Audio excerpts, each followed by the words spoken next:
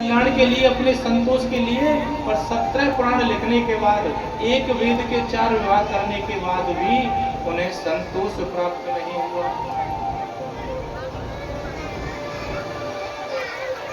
द्वापरे शमन प्राप्ते तृतीय युग पर्यये जातः काराशरो जोरिणी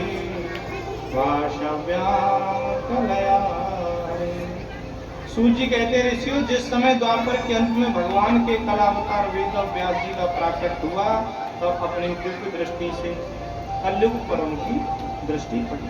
भविष्य का दृष्टिपात किया और देखा कि घोर कलिकाल के कलुषित प्राणियों को देखकर चित्त अशांत हो गया।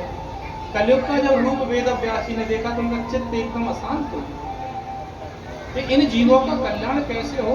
मैंने 17 पुराण लिखे हैं, इनका आश्रय लेने के बाद भी इनका कल्याण नहीं होगा। ये भ्रष्टाचार पापाचार में लगे हुए हैं। यह चिंता कर ही रहे थे, तभी बीड़ा लेके श्रीमन नारायण नारायण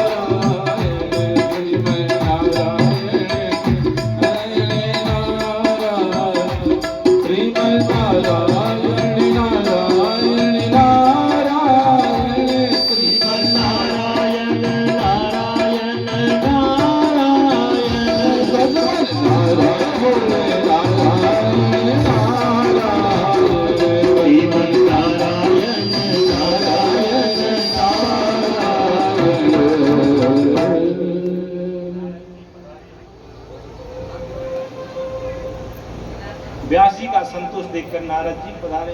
नारद जी ने कही, बाबा क्या हो गया पिता महाराज? अरे आपको असंतोष? व्यास जी ने कहा, मैंने कलयुग पर दृष्टिपात किया है। मैं देख रहा हूँ कल काल के प्राणी बड़े पापाचार भ्रष्टाचार से युक्त होकर ये नरक की यातना भोगने को तैयार हैं। इनका कल्याण कैसे होगा? मेरा भी असंतोष है कि मैंने 17 पुराण लिख दिए, मुझे संतोष प्राप्त नहीं हो रहा है। मेरा मन खिन्न है। मुझे जो शांति मिलनी चाहिए थी वह शांति मुझे इस पृथ्वी पर आके मिली नहीं। नारद जी ने कहा, दिखाओ आपने क्या लिखा। व्यास जी ने वेद दी, 4 वेद। देखो एक वेद था, मैंने कितना इनका मधुर 4 बात किए। ये यजुर्वेद है, सामवेद है, अथर्ववेद है। नारद जी ने पलटे रख दिए। और क्या लिखा है? देखो ये 17 पुराण लिखे हैं। नरसिंह पुराण, वामन पुराण, स्कंद पुराण, पद्म पुराण, 17 पुराण दिखाए। नारद जी ने पलटे रख दिए। अरे महाराज, आपने इतनी मेहनत की, पर की तो सब विधि निषेध में कि ऐसा करने से ऐसा होगा, ऐसा हो गया तो ऐसा होगा। अरे भगवान के गुणानुवाद आपने किसी पुराण में लाए? जो पूर्ण ब्रह्म परमात्मा भगवान श्री कृष्ण गोलोक धामवासी प्रिया प्रीतम युगल बिहारी सरकार राधा रानी भगवान कृष्ण के आपने कहीं गुणानुवाद नहीं गाए, तो संतोष कहां से हो जाए? अरे जीव मात्र का संतोष तो केवल युगल बिहारी सरकार राधा कृष्ण के चरणों में प्रेम करने से, उनकी लीला आपने कहीं नहीं गाई।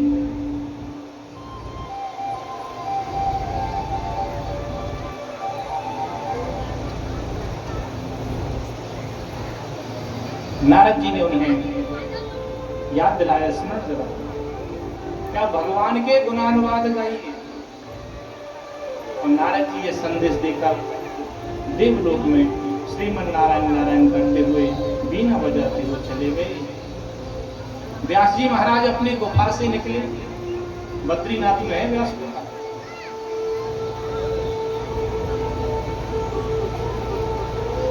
व्यास गुफा से उतरते ही नीचे उतरे, सरस्वती नदी में स्नान किया। सरस्वती नदी में स्नान करके भगवान श्री कृष्ण का ध्यान किया। श्री कृष्ण का ध्यान करते ही ध्यान करते करते वही चतुर्थ श्लोक की भागवत जो भगवान श्रीमन नारायण ने सृष्टि के समय सुनाई थी वो 18,000 श्लोकों में हृदय में वर्णित हो गई। वेद व्यास जी महाराज 18,000 श्लोकों का गुणगान करने लगे। वहीं गणेश जी का आश्रम है। गणेश जी महाराज लिखते गए और व्यास जी महाराज श्लोक गाते गए। पावन संहिता श्रीमद् भागवत पुराण रचकर तैयार हो गया। बोलिए श्रीमद् भागवत महापुराण की। नारद जी के कहने पर भगवान श्री कृष्ण के गुणानुवादों का इसने गायन किया है, मधुर मधुर लीलाओं को गाया। और जैसे ही इस भागवत पुराण की रचना की गई, व्यास जी को बड़ा परम संतोष प्राप्त, इतना संतोष प्राप्त हो गया कि हृदय गदगद हो गया। और कहने लगे ये तो बड़ी पावन संहिता है, परम हंसों की संहिता है, इसे किसे सुनाया जाए? भाई किसी अधिकारी को ही सुनाया जाए। और अधिकारी कौन है श्रीमद् भागवत कथा सुनने का? कथा के प्रारंभ में यही श्लोक पहला आया था। निर्मत सरानाम, जिसके हृदय से मत्सर निकल गया हो, ईर्ष्या दोष सब निकल गए हो, वही अधिकारी है। एकदम वैरागी वीतराग परमहंस। तो व्यास जी को अपने पुत्र श्री सुखदेव जी महाराज याद आया कि वो जन्म लेते ही मेरा पुत्र वन गमन कर गया है, अगर उसको ये कथा श्रवण करा दी जाए तो उससे अच्छा कुछ नहीं होगा। पर लेकिन ये पुत्र को ढूंढू काम, खोजू काम, पुत्र तो वन गमन कर गया। तो व्यास जी ने अपने शिष्यों को 2-2, 4-4 श्लोक याद करा और याद करा के कह दिया कि वन में जाइए और जोर जोर से इन श्लोकों को गाइए। भगवान के स्वरूप का श्लोक। वरहापीडं नटवरतो कर्णयो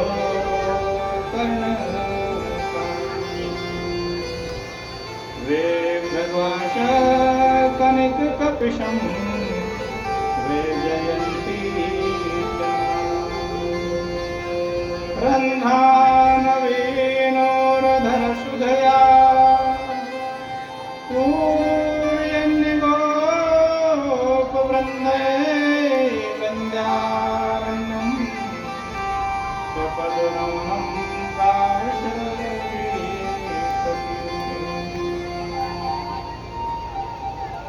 और व्यास जी के शिष्य ने श्लोकों को गाते कर रहे। मोर पंख धारण किए हुए भगवान श्री कृष्ण दिव्य पीतांबर ओढ़े हुए, बंसी बजाते हुए, गाय चराते हुए, ग्वालों से अपनी कीर्ति का श्रवण करते हुए वृंदावन में प्रवेश कर रहे हैं। इस श्लोक के माध्यम से यह झांकी का दर्शन है। ये श्लोक सुखदेव जी के कान में पड़ा तो गुफा में बैठे सुखदेव जी की समाधि खुल गई। ऐसा सुंदर रूप, कर्णों में कानों में कन्नेर के पुष्प हैं, वैजंती माला धारण किए हुए, सिर पर मोर मुकुट है, गायों से घिरे हुए, नंद गोप से घिरे हुए, लाल लाल अधरों से श्वेत दंत कांति है, श्याम रंग है, सूर्यास्त होने को है, गो धूल से धूल उड़ रही है, उस धूल में होके भगवान गोपी ग्वालों से घिरे हुए, गायों से वो वृंदावन में प्रवेश करते हैं। जैसे इस श्लोक का ये दर्शन किया, सुखदेव जी की समाधि खुल गई। ऐसा स्वरूप कौन है? और सुखदेव जी ने सोचा कि ऐसा स्वरूप है तो नखरे भी बहुत होंगे। वैजंती माला पहने हुए, मोर मुकुट इतना उनके परिकर हैं, और जिसके नखरे होते हैं जाके प्रेम करे न करे, अपनाए ना अपनाए, फिर समाधि में बैठे। अभी दूसरे शिष्य ने, व्यास जी के दूसरे शिष्य ने दूसरा श्लोक गाया। अहो अकियम स्तनकाननं जिघांसया पायकृषादवि लेभे गम्यंधाकृतां ततोऽन्य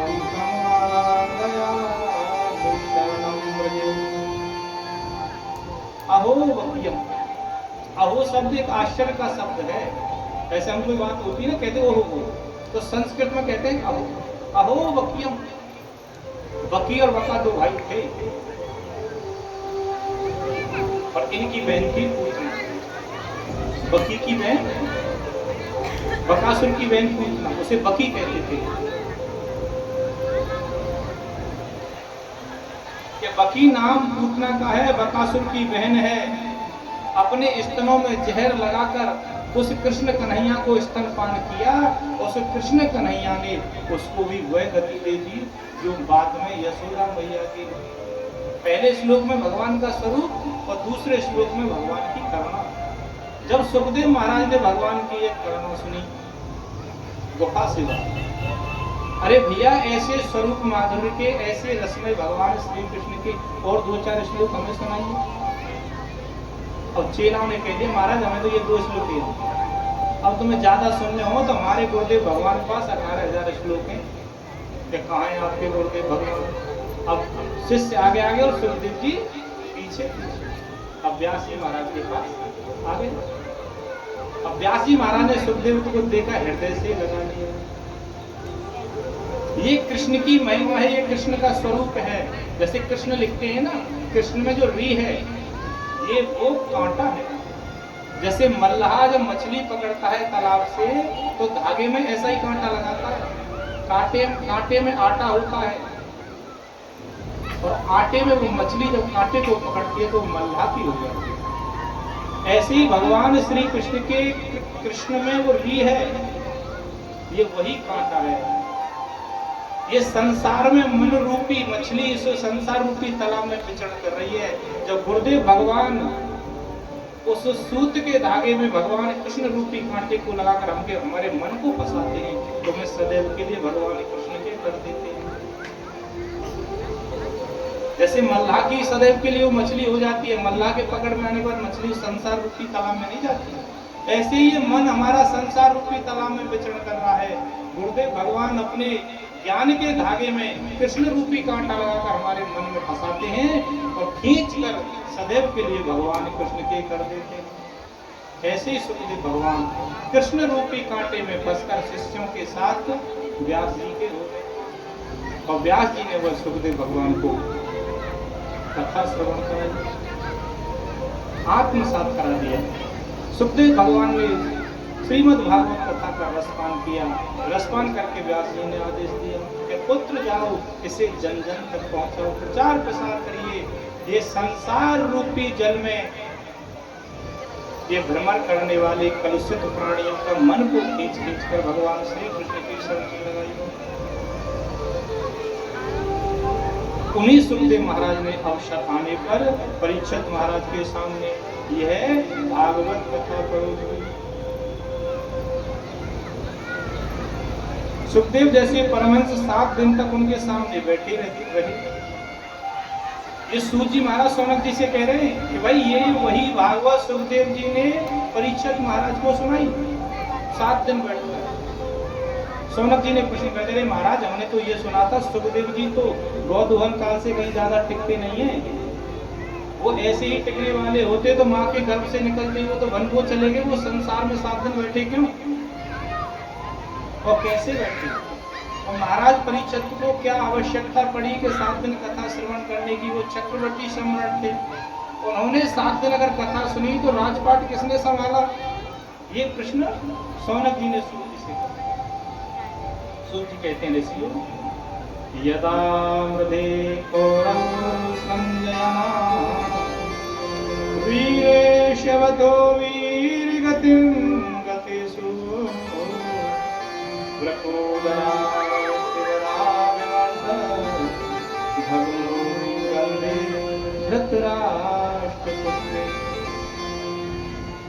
अब सूत जी महाराज सौनक जी से कह रहे हैं, सौनक जी ये उस समय की बात है जब महाभारत कौरव पांडवों के बीच में हो गया। भगवान अपनी लीला संवरण करके धरा धाम को पहुंच गए, अपने परम धाम को पहुंच गए। तब ये भागवत कथा संहिता उत्पन्न हुई। महाभारत होने के बाद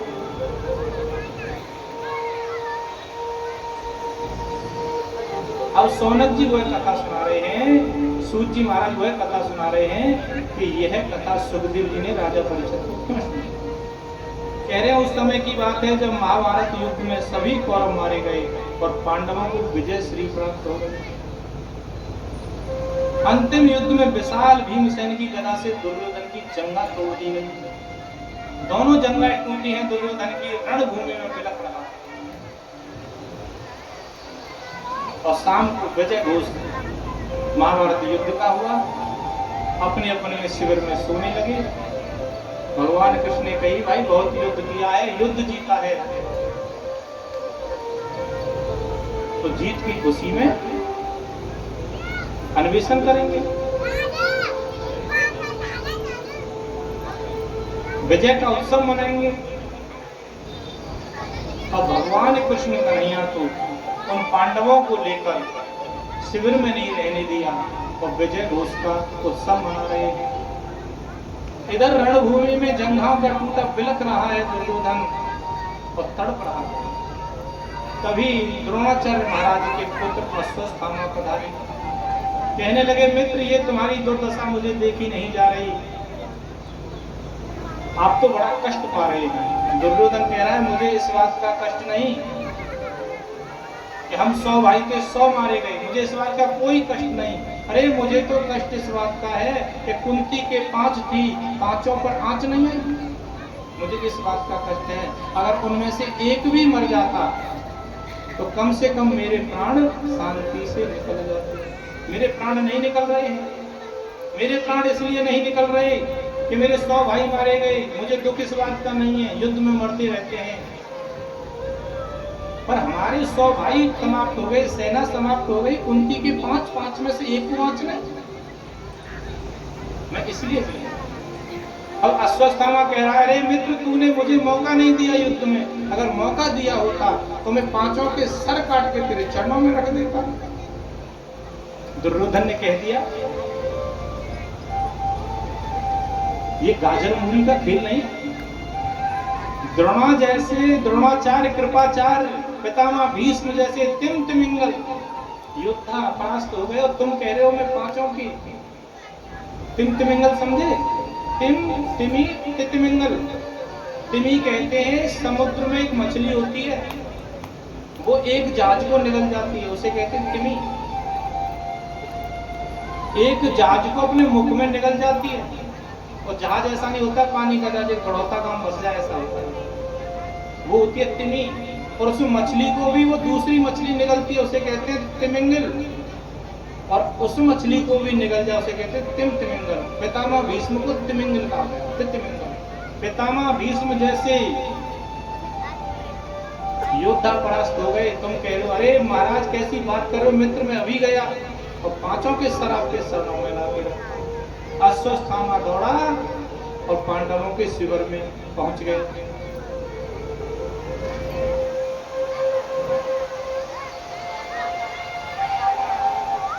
पांचों पांडवों के पुत्र भी एक जैसे थे, अर्जुन, भीम, नकुल, सहदेव, युधिष्ठिर। अब देखा शिविर में बच्चे सो रहे हैं, भगवान कृष्ण पांडवों को लेकर विजय उत्सव मना रहे थे। अब सोते हुए बच्चों का सर अश्वत्थामा ने काटा और अश्वत्थामा काटकर 5 बच्चों के सिरों को लेकर दुर्योधन के पास पहुंचा। जब रणभूमि 5 के सर पकड़ रखे हैं और दौड़ कर जा रहा है, दुर्योधन को बड़ी शांति मिली कि अश्वत्थामा वह 5 के सिर काट लाया। जैसे ही दुर्योधन के पास समीप पहुंचे, 5 पुत्रों का वध देखकर दुर्योधन विहल हो गए। अरे अश्वत्थामा तेने तो ऐसा कर दिया, हमारे कुल में कोई पानी देने लायक नहीं छोड़ा। ये उनके पुत्र हैं। अब दुर्योधन के मुंह से ऐसा सुना कि ये तो 5 पांडव नहीं पुत्र हैं, अब अश्वत्थामा भगवान है। अब ये बात जब अर्जुन को पता लगेगी तो मेरे प्राण बचने वाले नहीं है। आप वो दौड़ने दुर्योधन विकल होकर प्राणांत हो गए।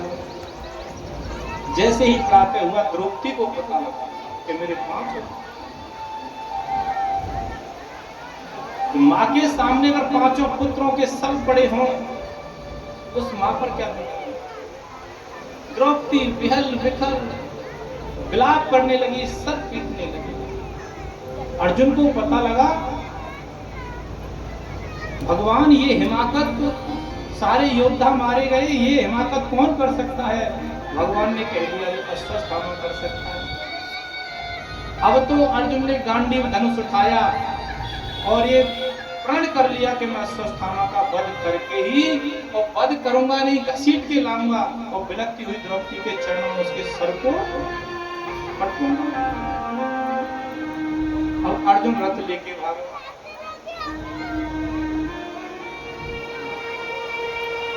घसीट लाया अश्वत्थामा। द्रौपदी को पता नहीं है कि अश्वत्थामा ने किया है, घसीट कर लाया है। तो द्रौपदी ने कहा महाराज क्या कर रहे हो, कि इसी ने हमारे पांचों पुत्रों का वध किया है। द्रौपदी मैं इसका वध करूंगा, इसके सर को काट कर तेरे चरणों में पटक दूंगा। द्रौपदी ने रोना बंद किया है, अश्वत्थामा को प्रणाम किया है। द्रौपदी का धर्म देखिए, पांचों पुत्र मरे हैं, अश्वत्थामा जैसे ही गुरु पुत्र है, ब्राह्मण पुत्र है, प्रणाम कहा है।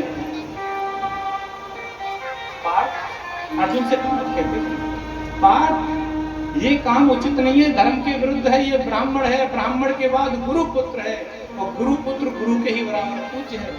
क्या भूल गए आप द्रोणाचार्य के उस एहसान को जो आपको धनुर्धर बनाया। तीनों लोकों में आपके सामने धनुर्विद्या में कोई नहीं है, देन किसकी है, इनके पिता की तो है, गुरु जी की तो है। अरे कोई एक बार जीवन में उपकार कर दे, चाहे 1000 बार अपकार करे, फिर भी उसके उपकार को ध्यान रखना चाहिए। और आप इसका वध करने के लिए आतुर हैं। युधिष्ठिर कहने लगे, धर्म के अवतार हैं युधिष्ठिर जी महाराज, कहने लगे द्रौपदी सही कहती है, ये धर्म की बात है। अब भीम की आंखें लाल हो गई। अरे तुम सब छोड़ दो, मैं अपनी गदा से इसके सर को फोड़ दूंगा, इसके पैर तोड़ दूंगा, मैं इसे छोड़ने वाला नहीं। अब तो घर में ही गृह युद्ध तैयार हो गया। भीम कहता है छोड़ूंगा नहीं, द्रौपदी कहती है मारने नहीं दूंगी। द्रौपदी के तो ही जन्म में धर्म है, वो यज्ञ की आहुतियां हैं, वेद आहुतियां हैं। द्रौपदी का जन्म काम से नहीं हुआ है। थोड़ा सा संक्षेप में चलेंगे, क्योंकि अभी तक भागवत के 2 श्लोकों का अर्थ हुआ है। प्रथम स्कंद के 2 ही श्लोक के आसपास घूम रहे हैं। संक्षेप में चलेंगे थोड़ा। द्रौपदी के जन्म के मूल में क्या है। जिसके जन्म के ही मूल में धर्म हो, तो वह धर्म को छोड़ेगा कैसे। द्रौपदी के पिता द्रुपद और द्रोणाचार्य मित्र। द्रुपद राजा हैं, द्रोणाचार्य गरीब ब्राह्मण है, भिखमंगे। एक दिन सभा में द्रुपद बैठे हैं, द्रोणाचार्य गए। द्रोणाचार्य ने राजमद में अवहेलना कर दी। द्रुपद ने कहा मित्र मुझे भूल गए, मैं आपका मित्र। द्रुपद ने कह दिया कैसा मित्र, अरे एक भिखमंगा राजा का मित्र कैसे हो सकता है। अब द्रोणाचार्य को यह बात खटक ऐसी लगी कि इसका बदला लेकर रहूंगा। प्रतिशोध के बदले में जलते हुए वापस आ। केवल यही प्रतिशोध की अग्नि द्रोणाचार्य के हृदय में जल रही है।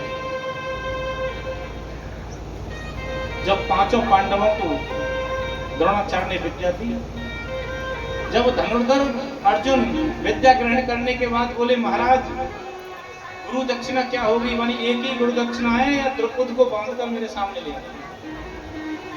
अर्जुन द्रुपद को खींचकर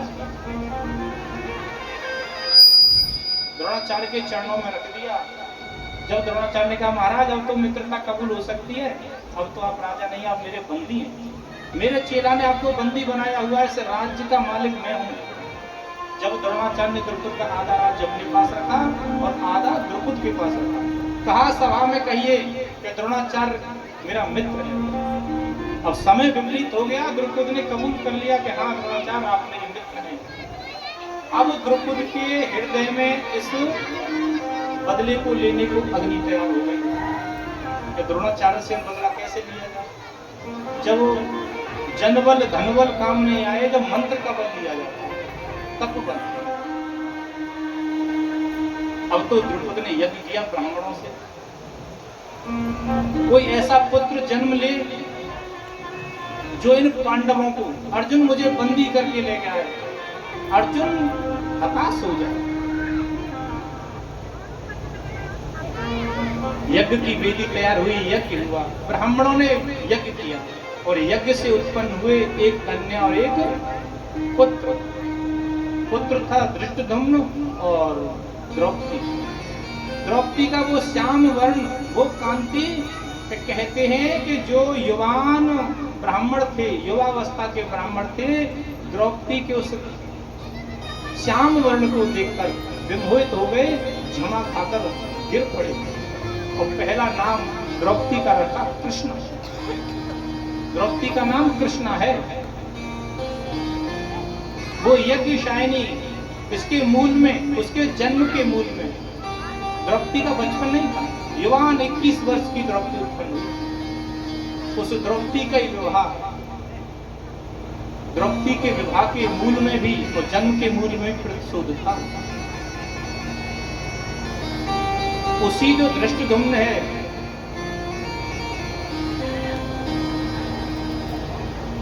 वो द्रुपद के पुत्र है, जब इसका नाम द्रौपदी रखा।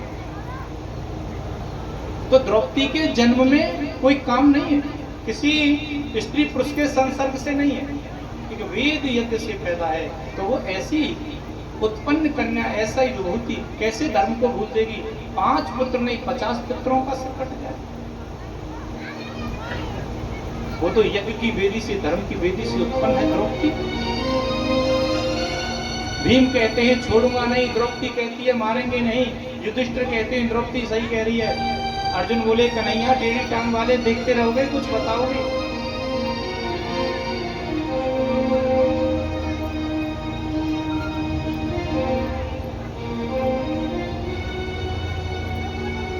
कहने लगे, भगवान कहने लगे शास्त्र कहता है वही करिए। शास्त्र क्या कहता है? ब्राह्मण की हत्या नहीं करनी चाहिए, वो कितना भी पतित हो। ब्राह्मण की हत्या नहीं करनी चाहिए, वो कितना भी पतित हो। बाल हत्यारा छोड़ना नहीं चाहिए, चाहे वो कोई भी हो। ब्राह्मण का वध नहीं होना चाहिए, वो कितना भी पतित हो। बाल हत्यारा छोड़ना नहीं चाहिए, चाहे वो फिर कोई भी हो। अर्जुन बोले ब्राह्मण है, पतित है, छोड़ना चाहिए। बाल हत्यारा है, छोड़ना नहीं चाहिए। क्या करना चाहिए? क्या करना चाहिए? और भगवान कह देते हैं कि जैसा शास्त्र कहते हैं ऐसा करो। जो शास्त्र में लिखा है वो मैंने बता दिया। देखिए भगवान कृष्ण भी जो शास्त्र कह रहे हैं वही करा रहे हैं। तो हमें जो शास्त्र, श्रीमद् भागवत कथा, जो वेद पुराण कहते हैं वह करना चाहिए। भगवान ने ये नहीं कहा कि ऐसा कर दीजिए, भगवान ने भी आदेश दिया है कि जैसा शास्त्र कह रहे हैं ऐसा करिए। आज चेला की परीक्षा हो रही है। कुरुक्षेत्र के रणभूमि में भगवान श्री कृष्ण ने गीता का उपदेश दिया है, पूरा उपदेश पढ़ाया है। तो कुछ ग्रहण किया है कि नहीं, परीक्षा में पास होगा कि नहीं, वो परीक्षा भी भगवान कृष्ण अर्जुन की ले रहे हैं। द्रौपदी तो परीक्षा में पास है कि गुरु पुत्र है, ब्राह्मण पुत्र है, हत्या नहीं करनी है, वध नहीं करना है। जब देखा द्रौपदी पास हो गई, युधिष्ठिर जी महाराज द्रौपदी के पक्ष में हो गए, भीम अर्जुन क्या करते? नकुल सहदेव तो छोटे हैं, अभी बड़ों का विवाद है। और अर्जुन को गीता का उपदेश याद आया कि गला काटना ही मारना नहीं होता, गला काटना मारना नहीं होता। सम्मानित व्यक्ति का अपमान भी वध के समान है। अर्जुन ने कही एक टेढ़ी टांग वाला तो कभी सीधा बोलेगा नहीं, ये वैसे भी टेढ़ा है, बातें भी टेढ़ी कर। हठात अश्वत्थामा को पकड़ा, उसके मस्तक से मणि निकाली और धक्का मारकर भगा दिया।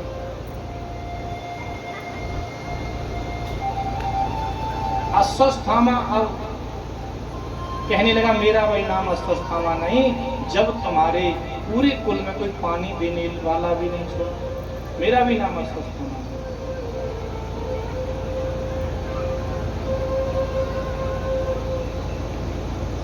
इधर भगवान पांडवों को संतोष दिलाकर, द्रौपदी को संतोष दिलाकर